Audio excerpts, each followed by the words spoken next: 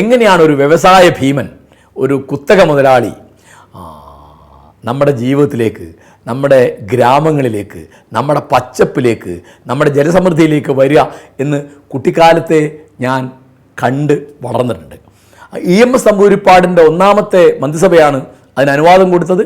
അവർ 40-40 കൊല്ലം ശരിക്കും മലബാറിലെ, പ്രത്യേകിച്ച് മലപ്പുറം, കോഴിക്കോട് ജില്ലകളിലെ കാടുകളും മുളകളും മരങ്ങളും നശിപ്പിച്ചു, നദി നശിപ്പിച്ചു,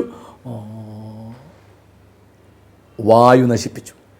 അപ്പോൾ ഇവിടെ ഇടതുപക്ഷം എന്ന് പറയുന്ന കൂട്ടർക്ക് പോലും ഇത്തരം കാര്യങ്ങളിൽ ശരിയായ കാഴ്ചപ്പാടില്ല. കാരണം പ്രകൃതി സംരക്ഷണം എന്നുള്ളത് പ്രധാനപ്പെട്ട രാഷ്ട്രീയ പ്രവർത്തനമാണ് എന്ന് ഇവിടെ ആർക്കും അന്ന് ബോധമില്ല.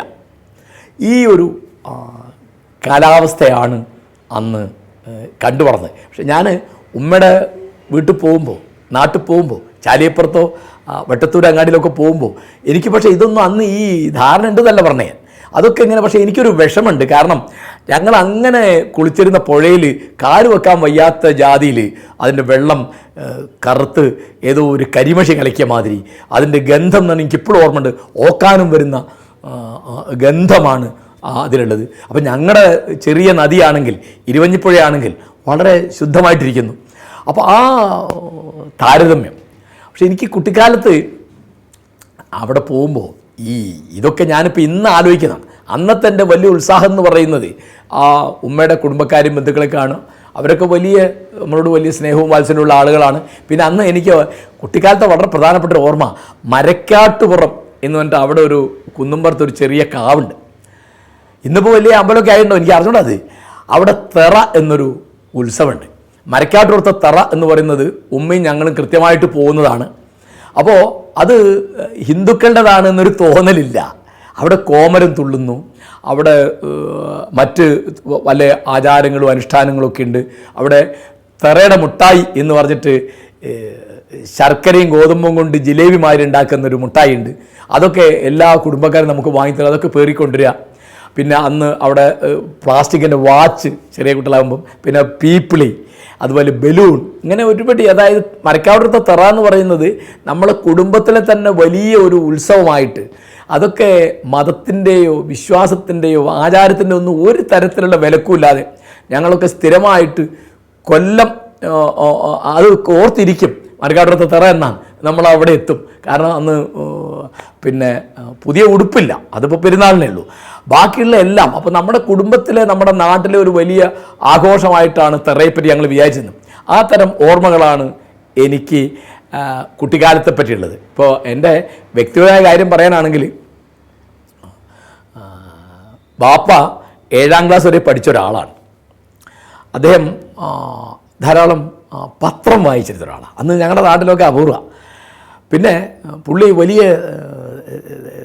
വലിയ തമാശക്കാരനാണ്, നിരന്തരം തമാശ പറയുന്ന ഒരാളാണ്. ഉമ്മ 5ാം ക്ലാസ് വരെ പഠിച്ചിട്ടുള്ളൂ. പക്ഷേ ഉമ്മയ്ക്ക് നല്ല കാര്യപ്രാപ്തിയുള്ള ആളാണ് ഉമ്മ. അവർ ചെറിയ കുട്ടിയാകുമ്പോൾ അവരെ കല്യാണം കഴിച്ചു. 12ാമത്തെ വയസ്സിൽ അവരെ കല്യാണം കഴിച്ചു. അപ്പോൾ അവർ പറഞ്ഞ് ഞാൻ കേട്ടിട്ടുണ്ട്, കാലിൽ അന്ന് ആണുങ്ങൾക്കും പെണ്ണുങ്ങൾക്കും തണ്ട എന്നൊരു വെള്ളി ആഭരണമുണ്ട്. ഞാനൊക്കെ കുട്ടിക്കാലത്ത് തണ്ട ഇട്ടിരുന്നു. അപ്പോൾ പെണ്ണുങ്ങളുടെ തണ്ടയുടെ ഉള്ളിൽ ഇങ്ങനെ മണിമണിയായിട്ട് ഉണ്ടാവും. അവർ ഓടുമ്പോൾ ഇങ്ങനെ ശബ്ദം ഉണ്ടാവും. അപ്പോൾ ആ തണ്ട വെട്ടിയത് നിക്കാഹ് കഴിഞ്ഞതിന് ശേഷമാണെന്ന് ഉമ്മ പറയും. അത്ര ചെറിയ കുട്ടിയെ ഉമ്മയെ കല്യാണം കഴിച്ചു. ഉമ്മ 7 പെറ്റു.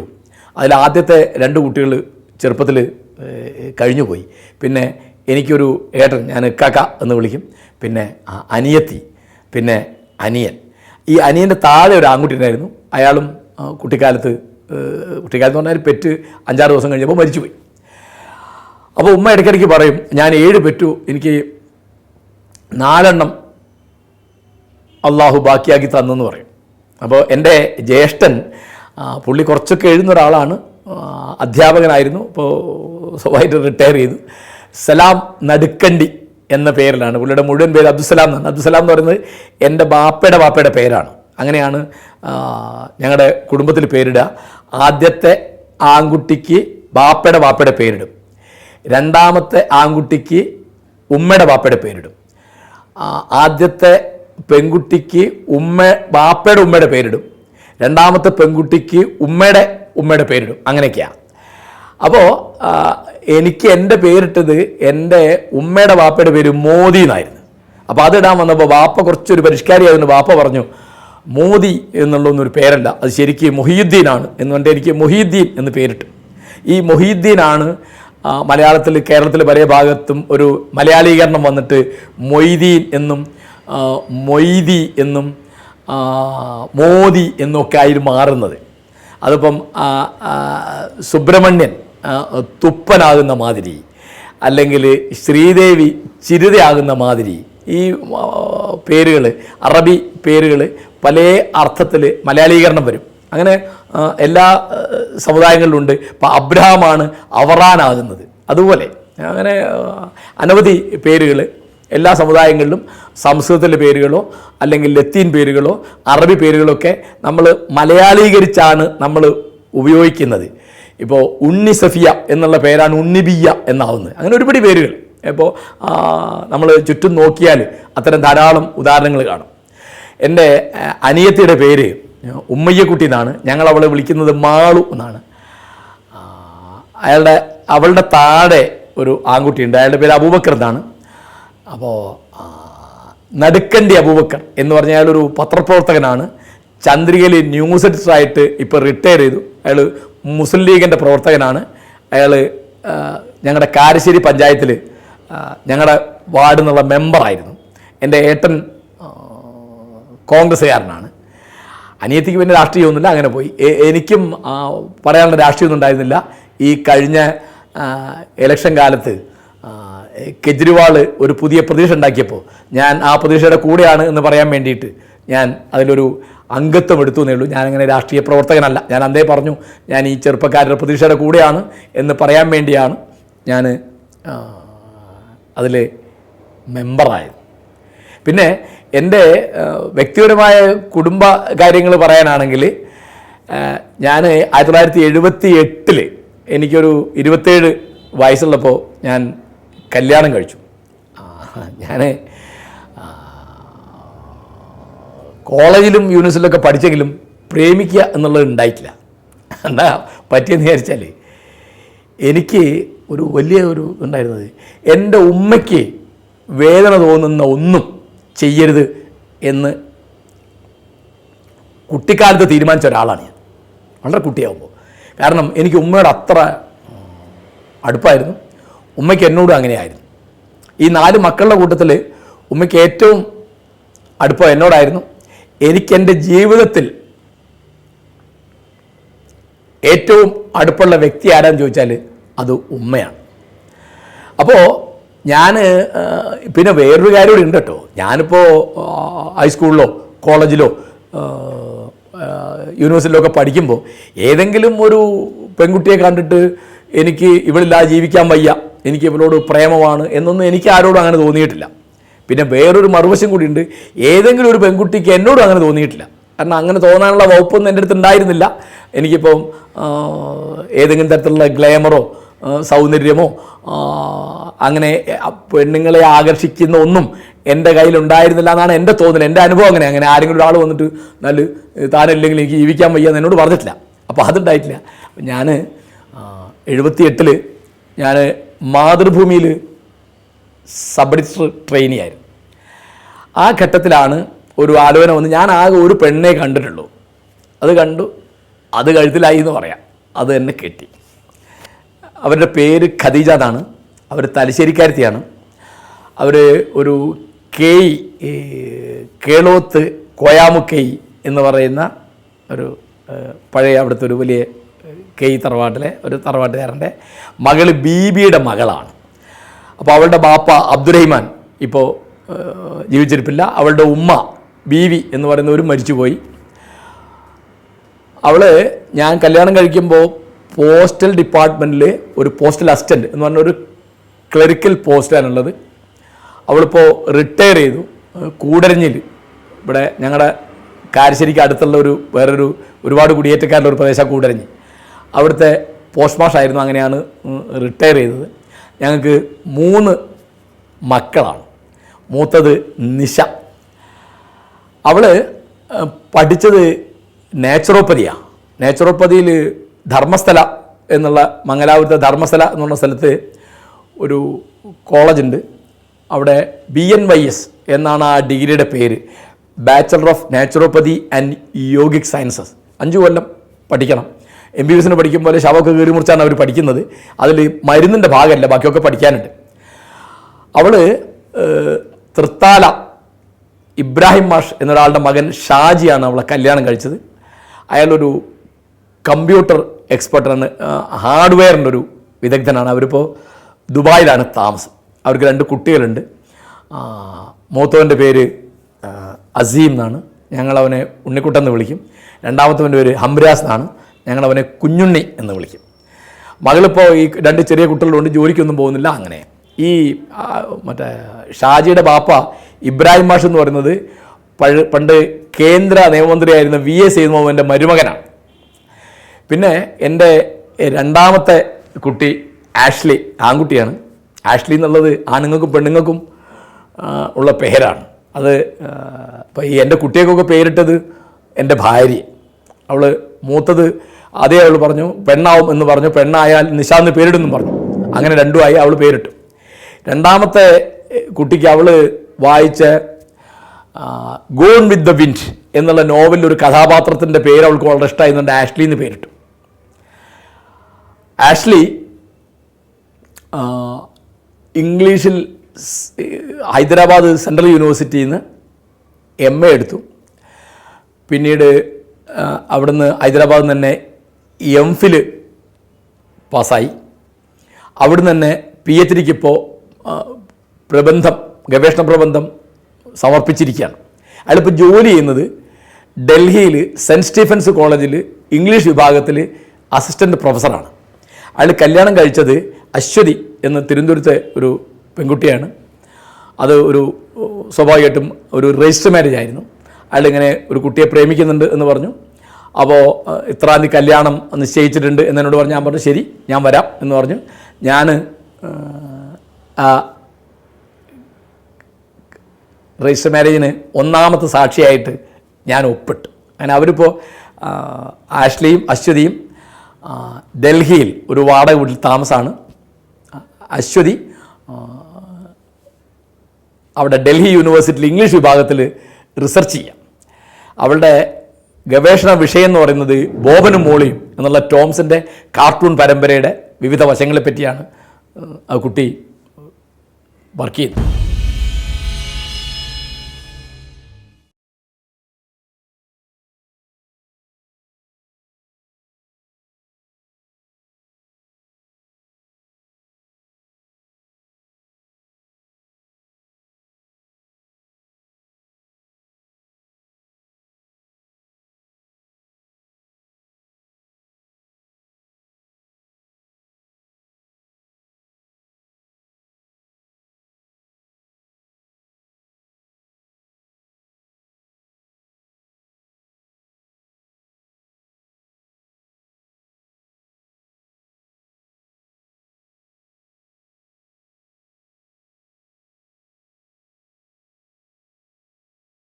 എൻ്റെ 3ാമത്തെ മകൻ, അവൻ്റെ പേര് മുഹമ്മദ് ഹാരിസ് എന്നാണ്.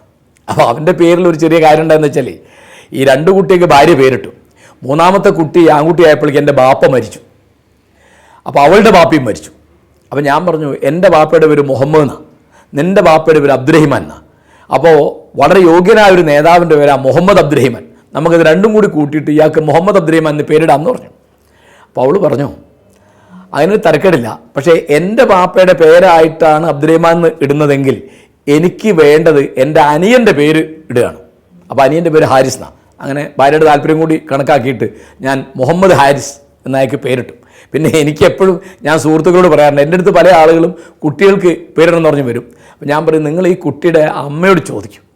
കാരണം ഇവരെ ഗർഭം ധരിച്ചതും പ്രസവിച്ചതും ഇനി മുലയൂട്ടുന്നതും പരിചരിക്കുന്നതും ഒക്കെ അവരാണ്. അപ്പോൾ ആ കുട്ടിക്ക് ഒരു പേരിടാൻ ആ അമ്മയ്ക്കുള്ള അർഹത, അധികാരം നമുക്ക് ആണുങ്ങൾക്കില്ല. എന്താ മാഷ് പറഞ്ഞാൽ അവൾക്കൊന്നും തിരിയില്ല. ഞാൻ പറഞ്ഞു ഈ കുട്ടിയെ പെറ്റുപോറ്റാൻ തിരിയുള്ളൂ. അപ്പോൾ ഞാൻ അവരോട് പറയാം എൻ്റെ കുട്ടികൾക്കൊക്കെ പേരിട്ടത് എൻ്റെ ഭാര്യയുടെ താല്പര്യം അനുസരിച്ചാണ്. അപ്പോൾ അത് വലിയൊരു സംഗതിയാണ് ഈ പേരിടുക എന്ന് പറയുന്നത്. അപ്പോൾ അത് ഞാനങ്ങനെ മുഹമ്മദ് ഹാരിസ് എന്നാണ് ഇയാൾക്ക് പേരിട്ടത്. ഇയാൾ അലഹബാദ് NIT പഠിച്ചു, BTech. അത് IT ആയിരുന്നു അയാളുടെ മേഖല. അത് കഴിഞ്ഞ് അയാൾക്ക് ടാറ്റ കൺസൾട്ടൻസിയിൽ ജോലി കിട്ടി. കുറച്ചു കാലം അവിടെ ജോലി ചെയ്തിട്ട് അവർ പിന്നെ അയാളെ അമേരിക്കയിൽ അയച്ചു. അയാൾ അമേരിക്കയിൽ ജോലി ചെയ്തിട്ട് പിന്നെ അവിടുന്ന് ഒരു കൊല്ലം കൂടി അവർ എക്സ്റ്റൻഷൻ കൊടുത്തു, വേണ്ടാന്ന് പറഞ്ഞ് മടങ്ങി വന്നു. പിന്നെ ഈ ജോലി രാജിവെച്ചു. പിന്നെ മണിപ്പാലിൽ പോയിട്ട് അയാൾ MBA എടുത്തു. അത് കഴിഞ്ഞ് ഇപ്പോൾ സ്വന്തമായിട്ട് ബാപ്റ്റെ എന്ന് പറഞ്ഞൊരു കമ്പനി നടത്തുകയാണ്. അതിൻ്റെ ഭാഗമായിട്ട് ഇപ്പോൾ അയാൾ ഇവിടെ ഇല്ല, അയാൾ ദുബായിലാണ്. അയാൾ കല്യാണം കഴിച്ചത് എൻ്റെ ഭാര്യയുടെ സഹപ്രവർത്തകയായിരുന്ന റസീനയുടെ മകളെയാണ്. ആ കുട്ടി, അവളെ ഞങ്ങൾ പൂവി എന്നാണ് വിളിക്കുന്നത്. അവൾ മംഗലാപുരത്ത് സുള്ളിയിൽ ഡെൻ്റൽ സർജറി പഠിത്തം കഴിഞ്ഞപ്പോൾ. ഇതാണ് എൻ്റെ കുടുംബ വിശേഷം എന്ന് പറയാനുള്ളത്. നേരെ പറഞ്ഞാൽ ഞാനും ഭാര്യയും മക്കളും മരുമക്കളും ഒക്കെ ജോലിയുള്ള ആളുകളാണ്. അപ്പോൾ വളരെ സാധാരണം എന്ന് പറയാവുന്ന തരത്തിലുള്ള ഒരു കുടുംബജീവിതം അല്ല. ഇപ്പോൾ മകളും ഭർത്താവും ദുബായിൽ, മകനും ഭാര്യയും ഡൽഹിയിൽ, പിന്നെ ഇപ്പോൾ തൽക്കാലം ചെറിയ മകനും ഭാര്യ ഇവിടെ ഉണ്ട്. ഇനിയിപ്പോൾ അയാൾ ഇപ്പോൾ ദുബായിൽ പോയിട്ട് ഇനിയിപ്പോൾ ഇതിൻ്റെ ബ്രാഞ്ച് ദുബായിലിടുക, ഇപ്പോൾ ന്യൂയോർക്കിലിടുക എന്ന് പറഞ്ഞാൽ അത് കഴിഞ്ഞു. അത് ഒരിടയ്ക്ക് എൻ്റെ വീട്ടിൽ മക്കളാരും ഉണ്ടായിരുന്നില്ല, ഞാനും ഭാര്യയും മാത്രമായിരുന്നു. അപ്പോൾ ഞാൻ എൻ്റെ വീടിനെ വിളിച്ചിരുന്നത് വൃദ്ധസദനം എന്നാണ്. കാരണം അവിടെ വൃദ്ധന്മാരായിട്ട് റിട്ടയർ ചെയ്ത ഞാനും റിട്ടയർ ചെയ്ത ഭാര്യയും ഞങ്ങൾ മാത്രമേ ഉള്ളൂ. ഇന്നിപ്പോൾ കേരളത്തിൽ പൊതുവേ ആളുകൾക്കൊരു പരാതിയുണ്ട്, എന്നുവെച്ചാൽ നമ്മുടെ വാർദ്ധക്യത്തിൽ മക്കൾ കൂടെയില്ല എന്ന്. അപ്പം ഞാൻ അവരോട് പറയും, നമ്മൾ ഉയർന്ന് പഠിക്കാനും ജോലി ചെയ്യാനൊക്കെ ഗ്രാമത്തിൻ്റെ പുറത്തേക്ക് പോയി, നമ്മുടെ നഗരത്തിൻ്റെ പുറത്തേക്ക് പോയി. അപ്പോൾ ആ ഒരു അവസ്ഥ, ഞാൻ കാരശ്ശേരിയിൽ നിന്ന് കോഴിക്കോട്ടേക്കാണ് വന്നതെങ്കിൽ എൻ്റെ മകൻ കാരശ്ശേരിയിൽ നിന്ന് അമേരിക്കയിലേക്കാണ് പോണത്. ഇതൊരു സാധാരണ ഗതിയാണ്. ഇത് നമ്മൾ മനസ്സിലാക്കി, അതാണ് മനസ്സിൽ ആക്കുക, ചെറിയ കാര്യമല്ല. അത് നമ്മൾ തിരിച്ചറിയുക, അത് നമ്മൾ നേരത്തെ അതിനൊരു മനസ്സൊരുക്കം നടത്തണം. അല്ലെങ്കിൽ എന്നെ ആരും നോക്കുന്നില്ല, എന്നെ ആരും പരിഗണിക്കുന്നില്ല, എന്നെ ആരും പരിചരിക്കുന്നില്ല, ഞാൻ ഒറ്റപ്പെട്ടു പോയി, അങ്ങനെ സംഗതിയില്ല. കാരണം നമ്മൾ ഓരോരുത്തരും, ഇപ്പോൾ എൻ്റെ ബാപ്പ 7ാം ക്ലാസ് വരെ പഠിച്ചിട്ടുള്ളൂ, ഞാൻ MA MPhil PhD വരെ പഠിച്ചു. അപ്പോൾ എൻ്റെ മകനും ഇതേമാതിരി പഠിച്ചു. അപ്പം ഞാൻ കോഴിക്കോട്ടാണ് അധ്യാപകനായിരുന്നത്, എൻ്റെ മകൻ ഡൽഹിയിലാണ് അധ്യാപകനായിരിക്കുന്നത്. അപ്പോൾ ഈ തരത്തിൽ ജീവിതം വളരുകയും മാറുകയും, അപ്പോൾ അതുകൊണ്ടെല്ലാം ഗുണമാണോ? ആയിരിക്കില്ല.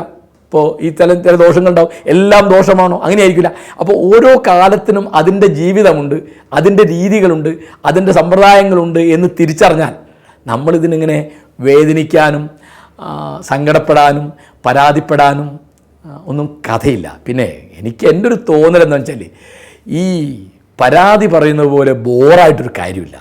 എനിക്ക് അത് കിട്ടിയില്ല, ഇത് കിട്ടിയില്ല, എന്നെ നോക്കിയില്ല, എനിക്ക് മറ്റൊരു സൗകര്യം കിട്ടിയില്ല. ഇതൊക്കെ വാസ്തവത്തിൽ ഒന്നാമത്തെ എനിക്ക് തോന്നൽ എന്താണെന്നറിയോ? ഇപ്പം ഞാനൊരു ബടായി പറയാണെന്ന് നിങ്ങൾക്ക് തോന്നുന്നുണ്ടാവും. എൻ്റെ ഒരു തോന്നൽ വളരെ കുട്ടിക്കാലത്തുള്ളൊരു തോന്നലാണ്. നമുക്ക് വേണ്ടി ജീവിച്ചാൽ നന്നാവില്ല. നമ്മൾ അന്യർക്ക് വേണ്ടി, കുടുംബാംഗങ്ങൾക്ക് വേണ്ടിയോ അയൽക്കാർക്ക് വേണ്ടിയോ നാട്ടുകാർക്ക് വേണ്ടിയോ ജീവിക്കുമ്പോഴാണ് ജീവിതം നന്നാവുക. അതിപ്പോൾ ഒരു ബടായി പറയുന്നതല്ല എന്ന് ഞാനൊരു തെളിവ് പറയാം. എന്നുവെച്ചാൽ ഇപ്പോൾ നിങ്ങൾ മാത്രമേ ഉള്ളൂ വീട്ടിൽ, അപ്പം നിങ്ങൾ ചോറുണ്ടാക്കണം, അല്ലെങ്കിൽ ചോറുണ്ടാക്കിയിട്ടുണ്ട്, അപ്പോൾ അതിനൊരു കറി മതി എന്ന് വയ്ക്കും. വേറെ 4 ആൾ കൂടി ഉണ്ടെങ്കിൽ 2ഓ 3ഓ കറി ഉണ്ടാക്കാം, മീൻ പൊരിക്കാം, അല്ലെങ്കിൽ പപ്പടം പൊരിക്കാം, അല്ലെങ്കിൽ കോഴിമുട്ട പൊരിക്കാം, അല്ലെങ്കിൽ വേറെ എന്തെങ്കിലും ഇറച്ചി മേടിക്കാം എന്ന് വിചാരിക്കും. അപ്പം നമ്മളെപ്പോഴും നമ്മൾ മാത്രമാകുമ്പോൾ കഴിയുന്നത്ര ചുരുങ്ങും. എല്ലാവർക്കും അറിയുന്നതാണത്. നമ്മൾ മാത്രമാകുമ്പോൾ നമ്മളിപ്പോൾ അത് മതി, ഇപ്പോൾ ഒരു ചായ മതി, രാവിലെ ഉച്ചയ്ക്ക് ഊണ് കഴിക്കാമല്ലോ എന്ന് വിചാരിക്കും. അപ്പോൾ ഇങ്ങനെയാണ് എല്ലാവരും എങ്ങനെയാണ്. അതായത് നമ്മൾ എപ്പോഴും അത് ജീവിതം ഒരു ആഘോഷമാവുന്നത്, ജീവിതം ഒരു സന്തോഷമാവുന്നത്, ജീവിതം നേരെ പറഞ്ഞൊരു ഉത്സവമാവുന്നത്, അത് നമ്മളിൽ നിന്ന് മാറി കുടുംബാംഗങ്ങളിലേക്കും, കുടുംബാംഗങ്ങളിൽ നിന്ന് മാറിയിട്ട് ബന്ധുക്കളിലേക്കും, കുടുംബാംഗങ്ങളിൽ നിന്ന് ബന്ധുക്കളിൽ നിന്നും മാറിയിട്ട് നാട്ടുകാരിലേക്കും ഒക്കെ ഇത് പടരുമ്പോഴാണ്. അപ്പോൾ എന്തെല്ലാം കാര്യങ്ങൾ ആലോചിക്കാനുണ്ട്. ഞാനിങ്ങനെ അപ്പോൾ ഒറ്റപ്പെട്ടു പോയതിൻ്റെ പരാതികളാണ് ആളുകൾക്ക്. ഇപ്പോൾ വാർദ്ധക്യം, കേരളത്തിലെ പ്രധാനപ്പെട്ട ഒരു പ്രശ്നം വാർദ്ധക്യം. നമ്മൾ കാണുന്ന 10 പേരിൽ ഒരാൾ 60 കഴിഞ്ഞ ആളാണ് കേരളത്തിൽ. 10 കേരളീയരെ കണ്ടാൽ അതിൽ ഒരാൾക്ക് 60 കഴിഞ്ഞു. ഇതാണ് കണക്ക്. നമ്മുടെ ആയുസ് വളരെ കൂടി. ഇപ്പോൾ കേരളീയൻ്റെ ശരാശരി ആയുസ് എന്ന് പറയുന്നത് 72. അമേരിക്കയിൽ അത് 79.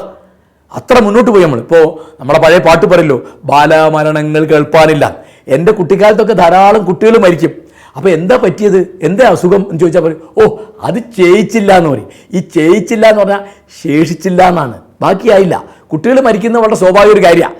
അപ്പോൾ ബാലമരണം എന്ന് പറയുന്നത് രാജാവിൻ്റെ കൊള്ളരായ്മ കൊണ്ടാണെന്ന് പണ്ട് വിശ്വാസം ഉണ്ടായിരുന്നു. പിന്നെ കുറേ കുട്ടികളുണ്ടായാൽ കുറച്ചെണ്ണം ബാക്കിയാവും, കുറച്ചെണ്ണം തീർന്നു പോകുന്നതാണ്. ഇന്നിപ്പോൾ ബാലമരണങ്ങളില്ല. കാരണം നമ്മുടെ പരിചരണത്തിൻ്റെ, ഭക്ഷണത്തിൻ്റെ, ചികിത്സയുടെ ഒക്കെ കാര്യങ്ങൾ മാറി. അപ്പോൾ ഇങ്ങനെ വരുമ്പോൾ നമുക്ക് ഇപ്പോൾ 55 വയസ്സിൽ റിട്ടയർ ചെയ്യുന്നു എന്നുള്ളത് വലിയ പ്രശ്നമാണ് ഇപ്പോൾ. കാരണം പിന്നെയും യൗവനം ബാക്കിയാണ്, ആയുസ് ബാക്കിയാണ്, ആരോഗ്യം ബാക്കിയാണ്. അപ്പോൾ ഇതൊക്കെ നമ്മൾ അവനവൻ്റെ കാര്യം ഈ ഒറ്റപ്പെടുന്ന എപ്പോഴാണ്, നമ്മുടെ മനസ്സിൽ മറ്റാളുകളില്ലാത്തപ്പോഴാണ്.